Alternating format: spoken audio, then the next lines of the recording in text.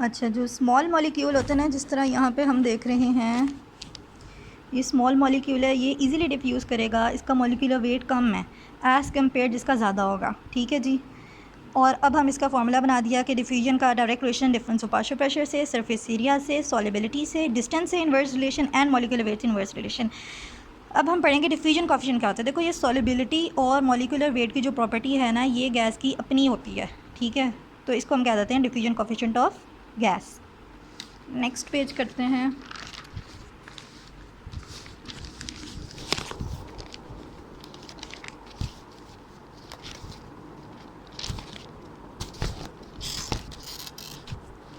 Atmospheric air और एल्वेओलर air का हमने डिफरेंस देखना है। ठीक है, इनमें डिफरेंस ये होता है कि जब हम सांस ले रहे हैं ना, नाक या मुंह के ज़रिए, तो सबसे पहले एयर जो है वो ह्यूमिडिफाई होगी। हमारे जो ट्रैकिया ब्रोंकाई की जो म्यूकस लाइनिंग है, वो वाटर ऐड हो जाएगा एयर के साथ, तो वो ह्यूमिडिफाई होके एंटर हो रही है हमारे एल्वेलाई में। ठीक है, अब सेकेंडली यहाँ पे देखो, ये ऑक्सीजन एब्जॉर्ब होगा, कार्बन डाइऑक्साइड बैकवर्ड मूव करेगा एल्वेलाई के अंदर।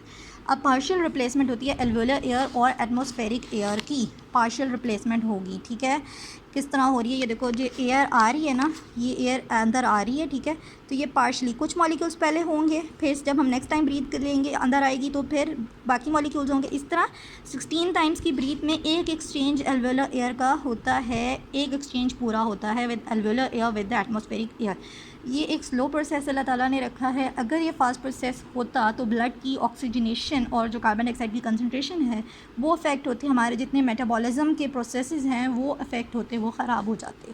ठीक है, अब जब ये यहाँ पे देखते हैं, ये जब आपको पता है 760 मिलीमीटर ऑफ मरकरी, मैंने पीछे बताया कि पार्शियल प्रेशर इतना ही रहना है, लेकिन और इसमें ऑक्सीजन की आपको पता है मकदार 159 या 60 के करीब होती है।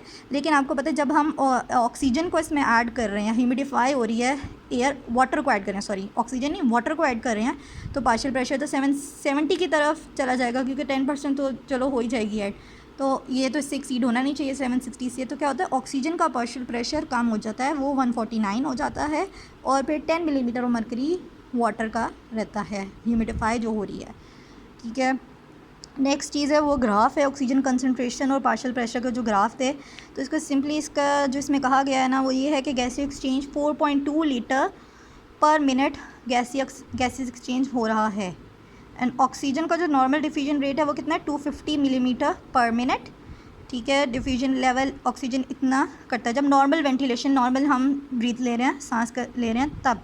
लेकिन जब हम कोई स्ट्रेनस एक्सरसाइज कर रहे हैं तो 1000 ml पर मिनट होगा। ठीक है, और ऑक्सीजन ज़्यादा आ रहा है, वेंटिलेशन ज़्यादा हो रही है। ठीक है, इसी तरह अब कार्बन डाइऑक्साइड की बात करते हैं हम। कार्बन डाइऑक्साइड का ये है कि अगर कार्बन डाइऑक्साइड नॉर्मल 200 ml पर मिनट ब्लड से एल्वेओलर एयर में जा रही है, ठीक है, और 800 ml पर मिनट भी हो सकती है। ठीक है, अब ये बताया हुआ है कि कार्बन डाइऑक्साइड की कंसनट्रेशन ज़्यादा, जब कार्बन डाइऑक्साइड की कंसनट्रेशन ज़्यादा होगी इन द एल्वेओलर एयर में, जब कार्बन डाइऑक्साइड ज़्यादा होगा तो एज़ ऑब्वियस, जब कार्बन डाइऑक्साइड ज़्यादा होगा तो हम एल्वेओलाई के अंदर भी इसका पार्शियल प्रेशर जो है कार्बन डाइऑक्साइड का ज़्यादा देखेंगे, क्योंकि हम पीछे हमने पढ़ा था कि pressure is equals to concentration over solubility, इसका डायरेक्ट रिलेशन है। तो जहाँ कंसनट्रेशन कार्बन डाइऑक्साइड की ज़्यादा होगी तो पार्शियल प्रेशर एल्वेओलर एयर में भी ज़्यादा होगा। इसी तरह अगर हम 16 टाइम ब्रीथ कर रहे हैं और 30 टाइम, अगर हमने ब्रीथ का रेट बढ़ा दिया पर मिनट, तो ऑक्सीजन ज़्यादा होगा, कार्बन डाइऑक्साइड कम निकलेगा। ठीक है, एल्वेओलर एयर में। अब हम एक्सपायर्ड एयर की बात करते हैं, जो हम एक्सपायर कर रहे होते हैं एक्सपायरेशन में, तो उसमें क्या होता है, उसमें एल्वेओलर एयर भी होती है और डेड स्पेस एयर भी होती है। डेड स्पेस एयर क्या होती है, रेस्पिरेटरी पैसेज में जो एक्सचेंज कभी भी जो एयर नहीं करती ना, गैस एक्सचेंज, उसे हम कहते हैं डेड स्पेस एयर। अब हम आ जाते हैं रेस्पिरेटरी मेम्ब्रेन के अक्रॉस डिफ्यूजन कैसे होती है। तो ये हमारा एल्वेलाई है। ठीक है, अब हम इसमें बैरियर्स होंगे, 6 बैरियर्स हैं, देयर 6 बैरियर्स जो कि रेस्पिरेटरी मेम्ब्रेन को एयर में कर रहे हैं। सबसे पहला बैरियर है हमारा सरफेक्टेंट, देन हमारा एल्वेओलर एपिथेलियम है, देन बेसमेंट मेम्ब्रेन है, एल्वेओलाई की ही बेसमेंट मेम्ब्रेन है, बेसमेंट मेम्ब्रेन है, पता है एपिथेलियम को लाइन करती है, तो alveolar epithelium, then basement membrane, then हमारा इंटरस्टिशियल फ्लूइड आ जाता है, और ये हमारी कैपिलरी है, और ये कैपिलरी का क्या है, एंडोथीलियम आ जाएगा। देन हमारे पास कैपिलरी की बेसमेंट मेम्ब्रेन होगी, और फिर ये ब्लड वेसल को जाएगी, एयर डिफ्यूज़ होगी, इधर भी देख सकते हैं।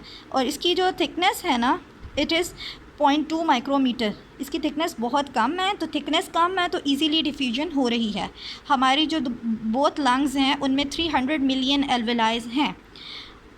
अब ये बात की हुई है कि हमारी एल्वेलाई है ना, इसके अराउंड ये तो हमें ऐसा लगता है, इतनी ये ब्लड की लाइनिंग करीब है, जैसे लगता है जैसे शीट ऑफ ब्लड ने इनक्लोज़ किया हुआ एल्वेलाई को। हमारा जो रेड ब्लड सेल है उसका डायामीटर हम देखते हैं 8 माइक्रोमीटर है, तो और कैपिलरी इसका 5 माइक्रोमीटर है, तो वो स्क्वीज़ करके वहाँ से गुजरता है। अब कुछ फैक्टर्स हैं जो कि रेस्पिरेटरी मेम्ब्रेन में डिफ्यूजन को जो है वो अफेक्ट करते हैं। उन फैक्टर्स में सबसे पहला फैक्टर है thickness of the membrane. Thickness of membrane का इसका इन्वर्स रिलेशन है कि अगर थिकनेस कम होगी, ओबियसली देखो थिकनेस कम होगी तो डिफ्यूजन इजीली हो जाएगी, और अगर थिकनेस ज़्यादा, जिस तरह लंग फाइब्रोसिस डिजीज़ होती है जिसमें लंग्स का कोई भी हिस्सा अकड़ जाता है, उसकी एक्सपेंसिबिलिटी ख़त्म हो जाती है, थिकनेस उसकी बढ़ जाती है, तो डिफ्यूजन वहाँ पे कम हो जाती है। सरफेस एरिया ज़्यादा होगा, डिफ्यूजन ज़्यादा होगी। एम्फीज़ीमा एक ऐसी कंडीशन है जहाँ पे सरफेस एरिया कम हो जाता है। बाकी डिफ्यूजन कोफिशिएंट की बात अभी हमने पीछे पढ़ी कि डिफ्यूजन कोफिशिएंट का डायरेक्ट रिलेशन सॉल्युबिलिटी के साथ और मॉलिक्यूलर वेट के साथ कम है, तो डिफ्यूजन कोफिशिएंट ज़्यादा होगा, डिफ्यूजन ज़्यादा होगी। फिर डिफरेंस ऑफ पार्शियल प्रेशर की जब हम बात कर रहे हैं, ये है कि आपको पता है डिफ्यूजन को नहीं भूलना, higher to low concentration move करता है ना, ठीक है। तो ऑक्सीजन की बात कर रहा है, ऑक्सीजन जो है एयर में ज़्यादा है और ब्लड में कम है, तो वो एयर से ब्लड में मूव करता है। और कार्बन डाइऑक्साइड ब्लड में ज़्यादा होता है और एयर में कम होता है, तो वो ब्लड से एयर की तरफ मूव करता है।